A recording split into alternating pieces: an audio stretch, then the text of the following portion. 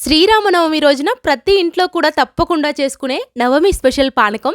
నేనిప్పుడు మీ ముందుకి తరతరాల నాటి పానకాన్ని సింపుల్ గా ఎలా చేయాలో చూపిస్తాను. ప్రత్యేకించి మన తెలుగు వాళ్ళు నవమి రోజున పానకాన్ని రాముల వారికి సమర్పించి అందరం కూడా స్వీకరిస్తాం. మరి ఈ పానకం కోసం కంట్రీ డిలైట్ యాలుకలను తీసుకున్నాను. ఈ యాలుకలను రోట్లో వేసుకొని కచ్చాబచ్చాగా గ్రైండ్ చేసుకోవాలి. యాలుకల ఫ్లేవర్ తో పానకం చాలా బాగుంటుంది.